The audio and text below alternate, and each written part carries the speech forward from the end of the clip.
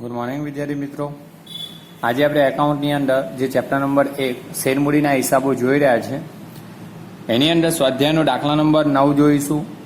એટલે કે હવે પહેલાં એક બાબતની સ્પષ્ટતા કરું કે આજે જે આપણે દાખલો જોવાનો છે બોર્ડ વર્કની અંદર જ ગણવાનો છે, પરંતુ રકમ છે એ તમને સમજાવવી જરૂરી છે કારણ કે શેર પ્રીમિયમનો કન્ટેન્ટ જોવાનો છે. તો વિદ્યાર્થી મિત્રો, લાસ્ટ વિડીયોની અંદર આપણે જે શીખી ગયા તો શેર પ્રીમિયમ એ કેવી રીતના બહાર પડાય છે, શેર પ્રીમિયમની નોંધ ચોપડે એટલે કે હિસાબી ચોપડે કેવી રીતના કરવી તે અંગેની આમનોંધો આપણે છેલ્લે વિડીયોમાં શીખ્યા છીએ. હવે આજે શેર પ્રીમિયમથી બહાર પાડવાનો દાખલો જોવાનો અને ખાસ ઇમ્પોર્ટન્ટ છે, આ યાદ રાખજો. તો જોઈએ, પહેલાં તમને એક 8મો દાખલો છે એની સમજ આપી દઉં. તો જોઈ લો, 8મો દાખલો છે. 8મો દાખલો છે ને અગાઉથી મરેલ હપ્તાનો છે. તો એ કેવી રીતના હોય તો જો, વ્યારાની ચૌધરી એગ્રો કંપનીએ 5 લાખ ઇક્વિટી શેર 10નો 1 એવા જનતામાં બહાર પાડ્યા. 5 લાખ ઇક્વિટી શેર શેર દીઠ 10 લેખે બહાર પાડ્યા. એટલે 10 રૂપિયા કેવી રીતના મંગાવે તો આપ્યું, અરજી વખતે 3, મંજૂરી વખતે 4 અને છેલ્લા હપ્તા વખતે 3, 3, 4, 7 અને 3, 10 એમ 3 હપ્તામાં મંગાવ્યા. આગળ એમ કીધું કે જાહેર જનતા પાસેથી 5,75,000 શેર માટે અરજીઓ મળી. એમાં આગળ એવું કીધું છે, વધારાની અરજીઓ જે છે, જુઓ, અરજીઓ નામંજૂર કરી અરજદારોને નાણાં પરત કરાય. વધારાની એટલે 75,000 એ પરત થશે. હવે બાદ આગળ કે અગાઉથી મળેલ કેવી રીતના જે હપ્તા એ જોઈએ. જુઓ, બીજું વિરલ કે જેને 2,000 શેર માટે અરજીઓ કરી તેને અરજી વખતે 10 રૂપિયા પૂરેપૂરે મોકલ્યા. હવે જે 5 લાખ શેર માટે અરજીઓ માન્ય રાખી એમાંથી વિરલના જે 2,000 શેર છે ને એને અરજી વખતે 10 રૂપિયા મોકલી દીધા. એટલે કે અરજી વખતે જે 3 રૂપિયા મોકલવાના છે એમાં 4 અને 3 હપ્તાના એમ કરીને 7 રૂપિયા વધારાના પણ મોકલ્યા છે. તો અરજી વખતે 7 રૂપિયા જે આવશે ને વધારાના, એ 7 રૂપિયા શું થશે, અગાઉથી મળેલ હપ્તો. બસ, તો આ રીતના જ છે તમારે. હવે આપણા સિલેબસમાં એ છે જ નહીં કન્ટેન્ટ, એટલે આપણે આગળ જોતા નથી. હવે વાત આપણે 9મો એટલે 8મો દાખલો આપણા સિલેબસમાં નથી. આ વખતે જે 30% સિલેબસ ઘટાડ્યો એમાંથી અગાઉથી મળેલ હપ્તાનો કન્ટેન્ટ પણ નીકાળ્યો છે. હવે આપણે આ દાખલો છે 9મો એ જોવાનો છે અને એની ખાસ બાબતો યાદ રાખજો. 9મો દાખલો જોઈશું, એની રકમ અહીંયા અને બોર્ડ વર્કમાં એને ગણતરી કરીશું. જુઓ, જુનાગઢની નાણાવટી લિમિટેડ ₹10નો 1 એવા 3 લાખ ઇક્વિટી શેર દીઠ 5ના પ્રીમિયમે બહાર પાડ્યા. ઓકે, અત્યાર સુધી તો 10નો એવા શેર બહાર પાડ્યા એવું, પણ અહીંયા તો સ્પષ્ટ કીધું 5 રૂપિયાના પ્રીમિયમે બહાર પાડ્યા. એટલે 10 રૂપિયા મૂળ કિંમત અને 5 રૂપિયા પ્રીમિયમ. એટલે કંપની હવે શું થશે, 15 રૂપિયા મંગાવશે. ઓકે, 10 મૂળ કિંમત, 5 રૂપિયા પ્રીમિયમ સહિત. ઓકે, 15માં બહાર પાડ્યા. જુઓ, બીજી રીતના એક્ઝામ એવું આપે કે શેર દીઠ 15માં બહાર પાડ્યા, પ્રીમિયમ જેવો શબ્દ ના વાપરે. મૂળ કિંમત 10નો છે, 15માં બહાર પાડ્યા એવું આપે તો 5 રૂપિયા એમાં શું થઈ જશે, પ્રીમિયમ. કારણ 10 રૂપિયા મૂળ કિંમત અને ઉપરની 5 રૂપિયા શું થઈ જાય, પ્રીમિયમ. 13 રૂપિયામાં બહાર પાડ્યા એવું આપે તો 10 રૂપિયા મૂળ કિંમત ને 3 રૂપિયા પ્રીમિયમ. હવે આમાં પ્રીમિયમ તો સ્પષ્ટ આપી દીધું આ દાખલામાં. તો એનો મતલબ 10 રૂપિયા મૂળ કિંમત ને 5 પ્રીમિયમ એમ 15 રૂપિયા મંગાવે પ્રીમિયમ સહિત. હવે આ 15 રૂપિયા કેવી રીતના મંગાવ્યા, પ્રીમિયમ કયા હપ્તામાં મંગાવ્યું તે નીચે જોઈએ. જો રકમ નીચે મુજબ મંગાવવામાં આવી તો એમાં કીધું છે અરજી વખતે 4 રૂપિયા. ઓકે, જુઓ, એક બીજું પ્રીમિયમ આપી દીધેલું હોય કયા હપ્તામાં મંગાવ્યું. ક્યારેક દાખલામાં આવું પ્રીમિયમ કયા હપ્તામાં છે એવી સૂચના ના આપે, અહીંયા લખેલું છે. ક્યારેક એવું ના આપે ને તો પ્રીમિયમ મંજૂરી વખતે જ ગણવાનું. જોકે એવો દાખલો છે ને, એક હતો પણ લગભગ તમારે નીકળી ગયો પ્રમાણસર ફાળવણીનો હશે તો હું જોઈ લઈશ, આગળ આવશે જ કહીશ. ઓકે, જો અહીંયા અરજી વખતે 4 મંગાવ્યા, મંજૂરી વખતે 8 રૂપિયા અને આખરી હપ્તા વખતે શેર દીઠ 3. એટલે 4 અને 8 12 અને 3 15. એટલે કે આ પ્રીમિયમ સહિત 15 રૂપિયા મંગાવ્યા. ઓકે, 15 રૂપિયા. હવે પ્રીમિયમ આપી દીધું તો અહીંયા શું કીધું કે મંજૂરી વખતે 8 રૂપિયા પ્રીમિયમ સહિત. એનો મતલબ કે 8 રૂપિયામાં પ્રીમિયમ સહિત. તો પ્રીમિયમ કેટલું છે, 5 રૂપિયા, જે બધું જ મંજૂરી વખતે જ બધું જ. એનો મતલબ કે 8 રૂપિયામાંથી 5 રૂપિયા પ્રીમિયમ હોય તો 3 રૂપિયા મંજૂરીની રકમ વત્તા 5 રૂપિયા પ્રીમિયમ. આ બાબત યાદ રાખીને આ રીતના લખી રાખજો ચોપડીમાં, તો આગળ ખ્યાલ આવશે. આગળ આ રીતના બધી રકમો ના વંચાય તોય ખ્યાલ આવે. રિમાઇન્ડ અગેન, મંજૂરીમાં શેર દીઠ અને અહીંયા કીધું 8 રૂપિયા, પણ કૌંસમાં કીધું પ્રીમિયમ સહિત. તો પ્રીમિયમ કેટલું કંપની 5 રૂપિયા મંગાવશે, તો 8 રૂપિયામાંથી 5 રૂપિયા પ્રીમિયમ એ બાદ કરો તો 3 રૂપિયાની મૂળ કિંમત મંજૂરીની. ઓકે, હવે જોઈ લઈએ વિદ્યાર્થી મિત્રો. કંપનીને 3,50,000 શેર માટે અરજીઓ મળી. બહાર કેટલા પાડ્યા? 3 લાખ. તો 3,50,000 એટલે વધારે શેર માટે અરજીઓ મળી. તો વધારાની અરજીઓ શું કરાય? નામંજૂર કરાય અને અરજદારોને નાણાં પરત કરાય. તો જોઈએ, આગળ કીધેલું છે, વધારાની શેર અરજીઓ નામંજૂર કરવામાં આવી અને તેના પર અરજી વખતે મળેલ રકમ અરજદારોને પરત કરવામાં આવી. એટલે અરજી વખતે જે મળ્યા હોય 3,50,000 શેર, એમાંથી જોઈએ ને વધારાના કેટલા થશે? 50,000 બનશે વધારાના શેર. બહાર પાડેલ હોય એનાથી વધારે માન્ય કરી શકે નહીં, એટલે વધારાના 50,000 અરજદારોને નાણાં પરત કરશે. તો અરજી વખતે પરત કરવાની આમનોંધ પણ આવશે. બીજું, આ ઈશિરાએ ધારણ કરેલા 3,000 ઇક્વિટી શેર પર મંજૂરી અને આખરી હપ્તાની રકમ સિવાય પૂરેપૂરી રકમ મળી ગઈ. ખાસ જુઓ, હવે ઈશિરા એક શેર હોલ્ડર છે, એને ધારણ કેટલા શેર કર્યા? એને 3,000 શેર ધારણ કર્યા. એ ઇક્વિટી શેર પર એક મંજૂરી અને આખરી હપ્તો એ સિવાય પૂરેપૂરી રકમ મળી. એટલે એનો મતલબ કે ઈશિરા મંજૂરી અને આખરી હપ્તો ભરતી નથી. 3,000 શેર પર મંજૂરી ને આખરી હપ્તો ભરતી નથી, આ યાદ રાખજો. ઓકે, બાકીના હપ્તા ભર્યા છે, એટલે કે અરજી ભરી છે. કંપનીના ચોપડે જરૂરી આમનોંધ લખો. આ દાખલો આનગુણમાં આવી શકે, બહુ સરળ છે. હવે આના કરતાં મોસ્ટ ઇમ્પોર્ટન્ટ નીચેનો છે, પણ આજે આ શીખવાનો, આ આવડે તો આવડે નીચેના. ઓકે, તો વિદ્યાર્થીઓ આપણે જોઈએ આ રકમ છે, તમે ચોપડી સાથે રાખજો. બોર્ડવર્કમાં દાખલો જોઈશું આગળ. હવે ગણતરી નથી, સીધો દાખલામાં આમનોંધોમાં જ ગણતરી લખાવીશ. આગળ જોઈએ.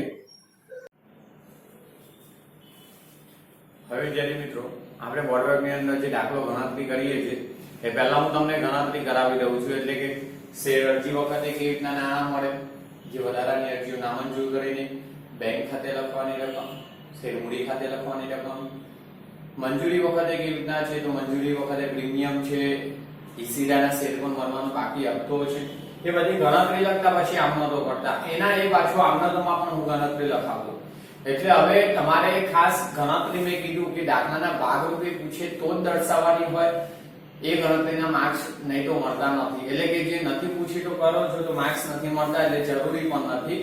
દાખલાની અંદર તમારે ખાસ લખતા આવડવું જોઈએ. એટલે હું તમને દાખલાની અંદર દરેકમાં લખાવી દઈશ અને એક્ઝામમાં પણ લખો એટલું બેટર.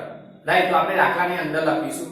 તો જો વિદ્યાર્થી મિત્રો, સ્વાધ્યાયનો આપણે દાખલા નંબર 9, જૂનાગઢની નાણાવટી લિમિટેડ. તો એ કંપનીના ચોપડે આપણને આમનોંધો પૂછેલી છે જવાબ તરીકે. તો આમનોંધો જોઈએ. દાખલો મેં તમને વંચાવ્યો, ચોપડી સાથે રાખજો. હું બોલીશ તે પ્રમાણે દાખલાની અંદર જોતા રહેશો તો જ ખ્યાલ આવશે. રાઈટ. બીજું, તમારે આમનોંધ લખવાની છે, તો આમનોંધના ખાના ફરજિયાત બનાવવાના. ફરજિયાત આમનોંધના ખાના બનાવીને જ લખજો, નહીં તો માર્ક્સ કપાઈ જશે, 100% કપાઈ જશે. ફોર્મેટ વગર માર્ક્સ મળતા નથી, એટલે ફોર્મેટ બનાવવા ફરજિયાત. પેપર સેપરેટના માર્ક્સ, જે પેપર ચેકર છે માર્ક્સ કાપી લેશે. ઓકે, તો જોઈએ વિદ્યાર્થી મિત્રો, આપણે આમનોંધ લખી છે. તો પહેલા ચોપડીની અંદર જે આપણે દાખલો વાંચ્યો 9મો તે જોઈએ.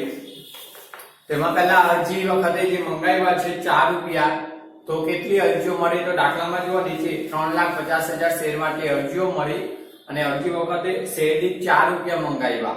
બીજું કે પ્રીમિયમ હવે એકલું મંજૂરીમાં છે, એટલે મંજૂરી વખતે જ પ્રીમિયમની નોંધ થશે. આ બાબત પણ યાદ રાખવાની, કારણ કે 3 હપ્તામાં પ્રીમિયમ હોય અથવા 2 હપ્તામાં પ્રીમિયમ હોય તો દરેક હપ્તા વખતે પ્રીમિયમની નોંધ થાય. જો કે આપણે આ દાખલામાં એક જ મંજૂરીમાં જ પ્રીમિયમ છે. ચલો વિદ્યાર્થી મિત્રો, પહેલા આપણે અરજીની આમનોંધ કરીશું. તો નંબર 1, અરજીના નાણાં મળે ત્યારે પહેલી આમનોંધ તમને ખબર જ છે કે બેંક શિલ્લક કંપનીની વધે, તો બેંક ખાતે ઉધાર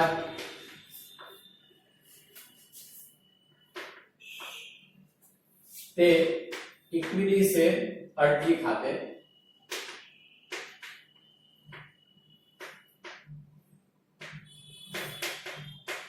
ઓકે, હવે ખાસ જોજો કે 3,50,000 શેર પર અરજી વખતે શેર દીઠ 4 રૂપિયા મંગાવ્યા. તો અહીંયા કૌંસમાં લખી આપું 3,50,000 શેર અને શેર દીઠ કેટલા 4 રૂપિયા અરજી વખતે મંગાવ્યા. આ જેટલા શેર માટે અરજીઓ મળી તે 3,50,000 શેર માટે અરજીઓ મળી અને શેર દીઠ 4 રૂપિયા મંગાવ્યા. તો શેર હોલ્ડર 4 રૂપિયા લેખે નાણાં મોકલશે. તો હવે જોઈએ, કેલ્ક્યુલેટરનો ઉપયોગ કરજો. તો તો 3,50,000 શેર ગુણ્યા 4 રૂપિયા એટલે કે 14 લાખ રૂપિયા મળશે. તો અહીંયા અરજી વખતે 14 લાખ રૂપિયા.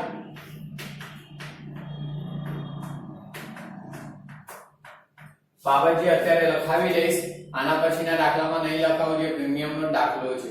તો જો બાબતજી લખીશું અહીંયા 3,50,000 શેર પર શેર દીઠ ₹4 લેખે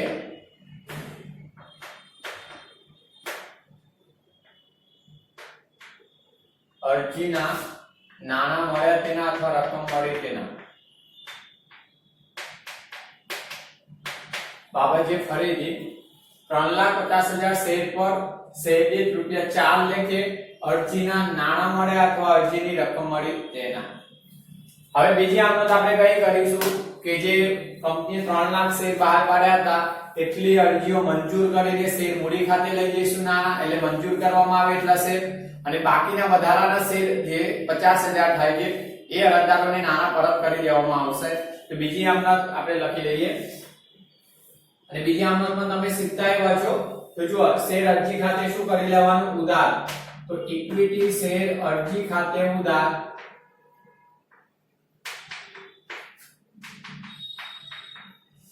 કે ઇક્વિટી શેર મૂડી ખાતે. ઇક્વિટી શેર મૂડી ખાતે ખાસ. બીજું હવે અહીંયા પ્રીમિયમ નથી, જો પ્રીમિયમ હોય તો અહીંયા જામીનગીરી પ્રીમિયમ ખાતે જમા લેવું પડે. પ્રીમિયમ આપણું મંજૂરીમાં છે. હવે આપણે અહીંયા તે વધારાની અરજીઓ નામંજૂર કરીને અરજદારોને નાણાં પરત કરો, તો એટલે બેંક શિલ્લક કંપનીની ઘટે. બેંક શિલ્લક ઘટે જાય તો જમા. તો અહીંયા વધારાની અરજીના નાણાં પરત કર્યા તે બેંક ખાતે લખીશું. રાઈટ. હવે રકમ જો અહીંયા તો ભાઈ આ રીતના 3,50,000 ગુણ્યા 4 એવું લખવું જરૂરી નથી, એટલે કે એ લખો ને તો 14 લાખ જે હોય ને ઉપર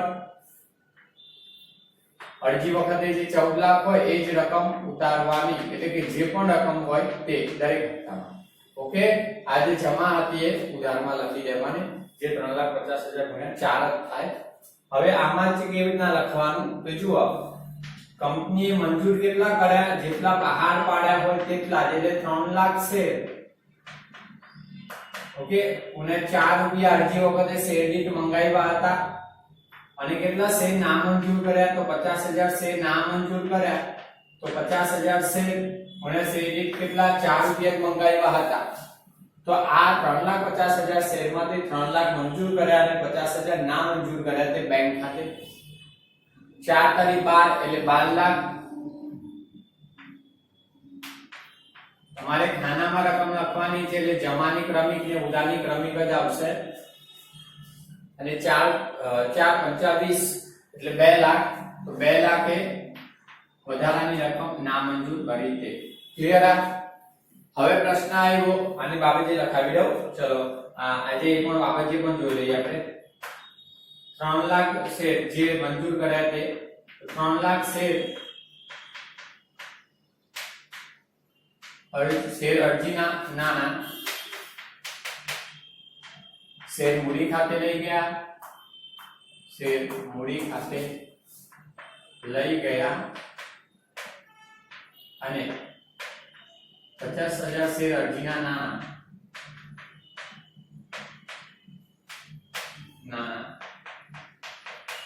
પરત કર્યા.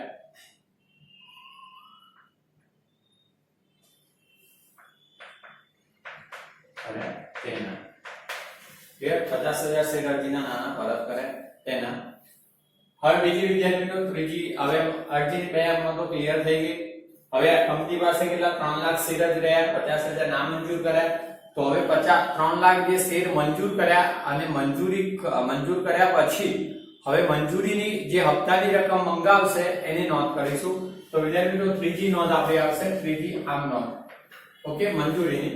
તો જોઈએ, અને મંજૂરી વખતે આપણે ચોપડીમાં કીધું જ હતું કે 8 રૂપિયા મંગાવ્યા પ્રીમિયમ સહિત. જોઈ લેજો ફરીથી. મંજૂરી વખતે શેર દીઠ 8 રૂપિયા મંગાવ્યા. 8 રૂપિયા કેવી રીતના? તો એમાં કીધું પ્રીમિયમ સહિત, એટલે પ્રીમિયમ ₹5 અને ₹3 મૂળ કિંમત, એટલે 3 + 5 મેં લખાવ્યું, ₹3 મૂળ કિંમત ને ₹5 પ્રીમિયમ. બીજું, હવે એ તો નોંધ કરીશું, પણ એક બાબત એ પણ યાદ રાખવાની કે ઈસીરા જે 3000 શેર ધારણ કરે છે ને, એ 3000 ઇક્વિટી શેર પણ મંજૂરી અને છેલ્લો હપ્તો ભરતી નથી. કંપનીએ પ્રીમિયમ સહિત ₹8 મંગાવ્યા બધા શેર હોલ્ડરો પાસેથી, જ્યાં 3 લાખ છે શેર તેના પર, પણ ઈસીરા જે 3000 શેર પર મંજૂરી નથી ભરતી, પ્રીમિયમ સહિત જ ના ભરે. જો પ્રીમિયમ સહિત મંગાવે તો પ્રીમિયમ સહિત જ નથી ભરતી, તો મળવાનો બાકી હપ્તો પણ આપણે લખીશું. તો પહેલા વિદ્યાર્થી મિત્રો, કંપની હવે મંજૂરીની રકમ લેણી થાય અથવા મંગાવે ત્યારે, મંગાવે એટલે લેણી થાય ત્યારે, તો આમ નોંધ, ઇક્વિટી શેર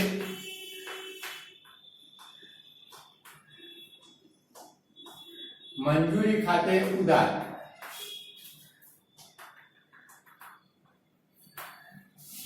તે ઇક્વિટી શેર મૂડી ખાતે. અને હવે વિદ્યાર્થી મિત્રો, મંજૂરી વખતે પ્રીમિયમ થી મંગાવ્યા, પ્રીમિયમ સહિત, તો હવે પ્રીમિયમ થી જ મંગાવશે, એટલે મંગાવે ત્યારે પ્રીમિયમ ની રકમ પણ જમા લેશે. તો પ્રીમિયમ આપણે કયા ખાતે, તો આપણે અગાઉ શીખી ગયા જામીનગીરી પ્રીમિયમ ખાતે, તે જામીનગીરી પ્રીમિયમ ખાતે જમા. ઓકે, શેર પ્રીમિયમ ની રકમ જામીનગીરી પ્રીમિયમ ખાતે જમા કરવામાં આવે છે. હવે વિદ્યાર્થી મિત્રો જોઈએ કે 3 લાખ જે શેર મંજૂર કર્યા છે, હવે માન્ય, એ 3 લાખ શેર પર શેર દીઠ ₹8 લેખે રકમ મંગાવશે. તો 3 લાખ શેર ગુણ્યા ₹8, 8 કરે 24, એટલે ₹24 લાખ મંગાવ્યા. ક્લિયર? 24 લાખ.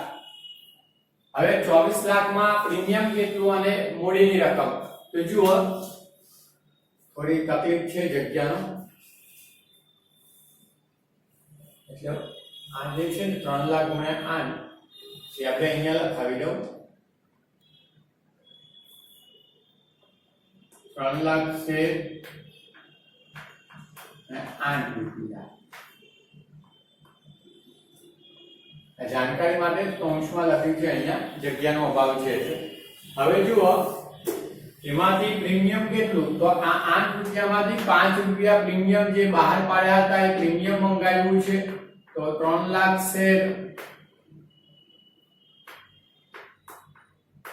₹5 પ્રીમિયમ, આ ખાસ બાબત, 3 લાખ શેર ગુણ્યા ₹5 પ્રીમિયમ, તો 5 કરી 15, 5 કરી 15 લાખ, 15 લાખ પ્રીમિયમ મંગાવ્યું. હવે ₹8 માંથી ₹5 પ્રીમિયમ હતું અને મેં લખાયું કૌંસમાં, તો 8 માંથી ₹5 પ્રીમિયમ બાદ થાય તો ₹3 મંજૂરીની મૂળ રકમ મંગાવી છે શેર દીઠ.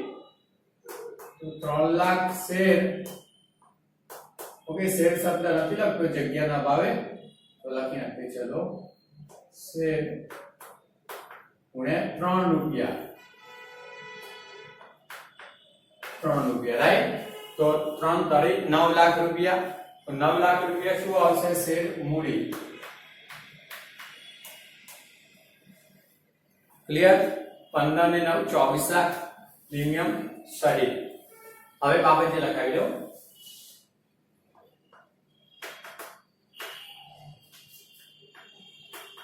₹3 લાખ શેર પર શેર દીઠ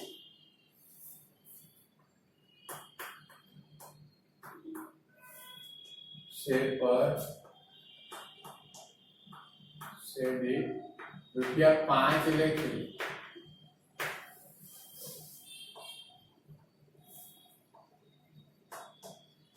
પ્રીમિયમ સહિત મંજૂરીની રકમ લેણી થઈ તેના અથવા મંગાવવામાં આવી તેના.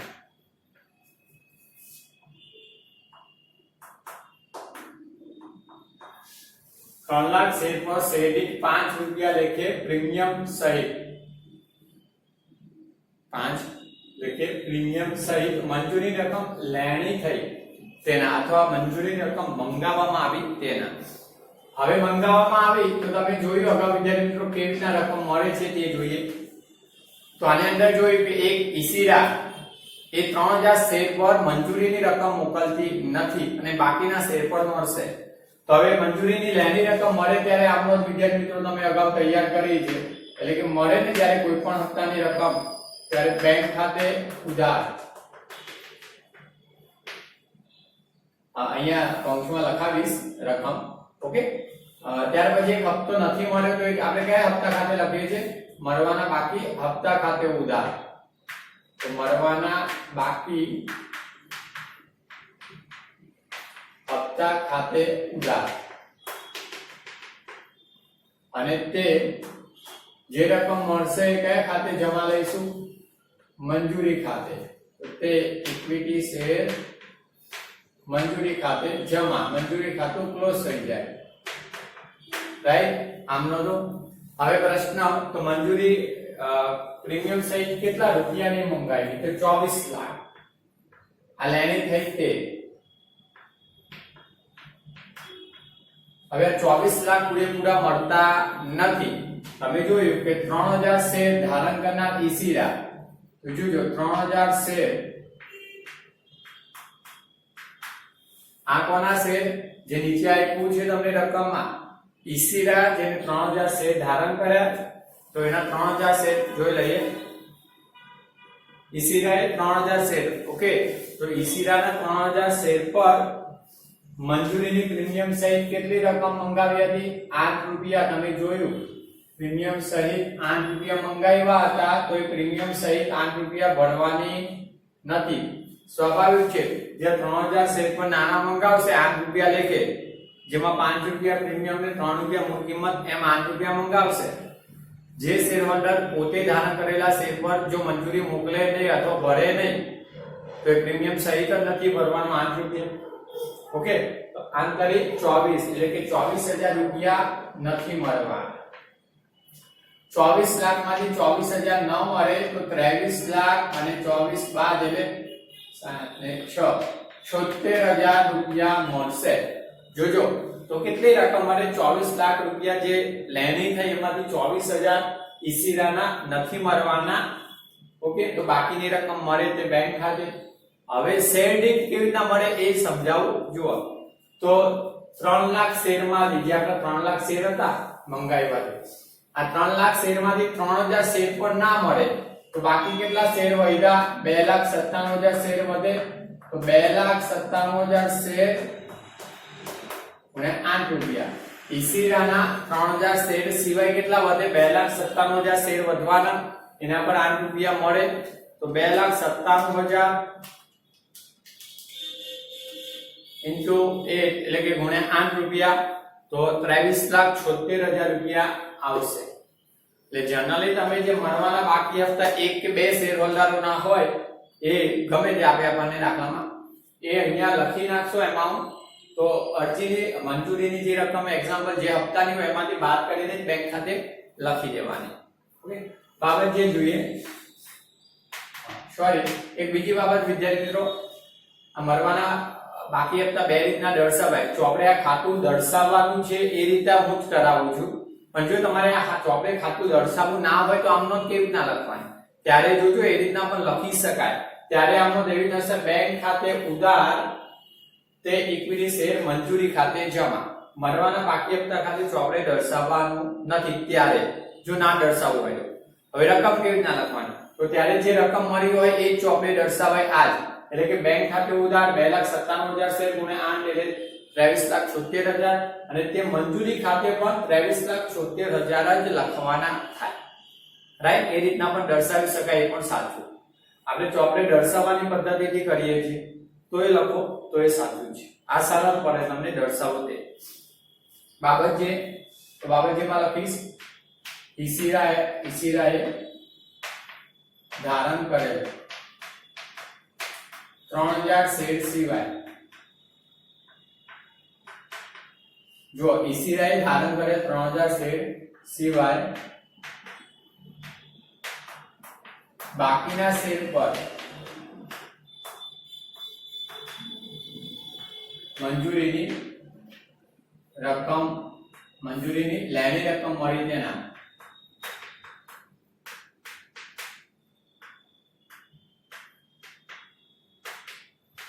ઓકે, શોર્ટમાં લખવું લખી શકાય.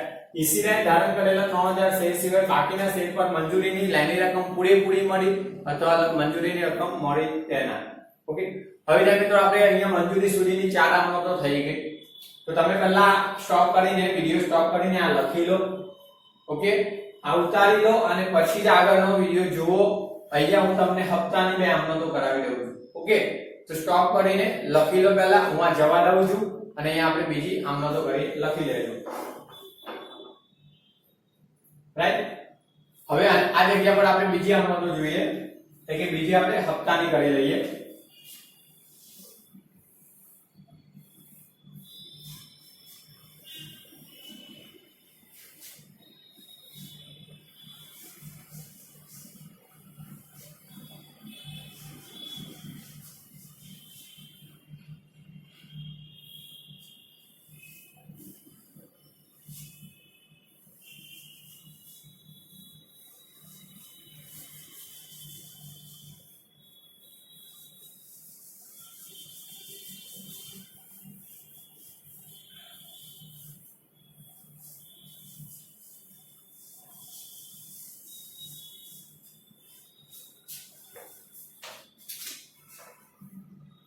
હવે મિત્રો બીજી જોઈએ આખરી હપ્તો.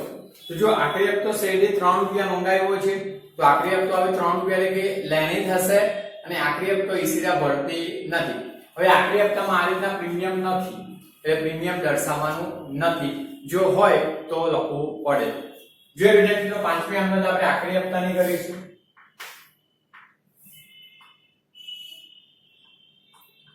હવે પહેલી આમનોંધ કઈ થાય? આખરી હપ્તાની રકમ લેણી થાય ત્યારે આમનોંધ આવશે.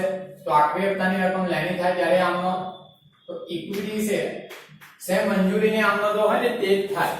પ્રીમિયમ ખાલી નથી, મંજૂરી ખાતે તે મૂડી ખાતે અને બેંક ખાતે તે હપ્તા ખાતે મળે ત્યારે. ઓકે, તો જો ઇક્વિટી છે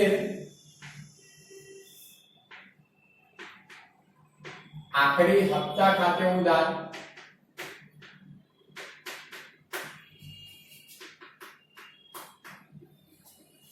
તે ઇક્વિટી શેર મૂડી ખાતે. ઓકે, હવે જો કેટલા શેર પર? 3 લાખ શેર પર જે મંજૂર કરેલા હતા એ 3 લાખ શેર પર કેટલા રૂપિયા મંગાવ્યો? આખરી હપ્તો 3 રૂપિયા મંગાવ્યો છે તો 3 લાખ શેર ગુણ્યા 3 રૂપિયા એટલે 9 લાખ રૂપિયા. 3 કરી 9 લાખ રૂપિયા રકમ લેણી થશે આખરી હપ્તાની. ક્લિયર? બાબત જે લખી લઈશું. તો અહીંયા બાબત જે 3 લાખ શેર પર શેર દીઠ રૂપિયા 3 લેખે હપ્તાની રકમ લેણી થઈ તેના.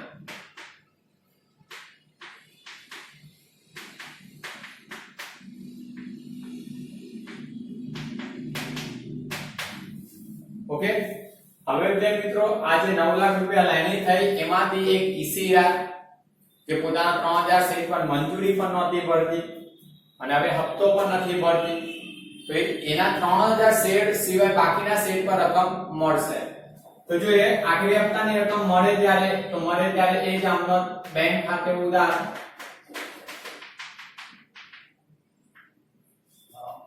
પછી મળવાના બાકી હપ્તા ખાતે ઉધાર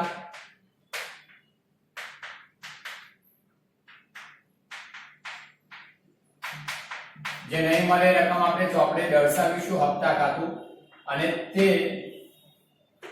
ઇક્વિટી શેર આખરી હપ્તા ખાતે.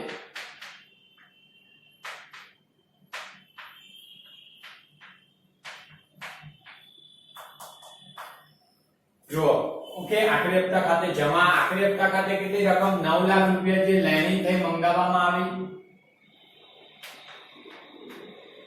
ઓકે, હવે એમાંથી ઈસીરાના તો મળવાના ઈસીરાના કેટલા છે? તો ઈસીરાએ 3 લાખ શેર 3000 ઈસીરાએ 3000 શેર પર શેર દીઠ 3 રૂપિયા લેખે જે મંગાવ્યો હતો એ આખરી હપ્તો ભરવાની નથી એટલે કે એને ભરે નથી. તો તો એ મળશે નહીં રકમ, તો 3 તારી 9000, એટલે કે 9000 રૂપિયા રકમ મળશે નહીં. હવે 9 લાખ રૂપિયા જે લેણી થઈ એમાંથી 9000 જે ઈસીદાના નથી મળવાના, તો બાકીની રકમ મળે 9 લાખ માઈનસ 9000 એટલે 8,91,000 રૂપિયા મળશે. 9 માંથી 8 9 જાય 51 બરાબર છે, રાઈટ. કેલ્સી નો ઉપયોગ કરી લેજો એવું લાગે તો 9 લાખ માઈનસ 9000 એટલે 8,91,000 રૂપિયા મળશે. હવે જો શેર દીઠ રકમ લખી હોય તો 3 લાખ શેર પર જ્યારે લેણી થાય છે એમાંથી 3000 શેર પર મળતી નથી સીધાની રકમ, તો 3 લાખ શેરમાંથી 3000 શેર પર રકમ ન મળે એ બાદ કરો તો બાકીના શેર કેટલા વધ્યા? 2,97,000 શેર વધે છે. એ શેર પર શેર દીઠ જે 3 રૂપિયા હપ્તો મંગાવ્યો છે મળશે. તો જોઈએ 2,97,000 ગુણ્યા 3 એટલે 8,51,000 રૂપિયા આવશે. ઓકે, તો તમે બાદ કરીને લખી દો તોય ચાલે, અથવા આ રીતના શેર દીઠ લખી શકો. બાબત એ જોઈ લઈએ.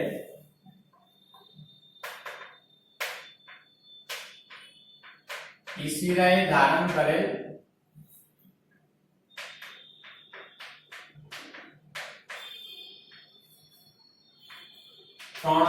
શેર સિવાય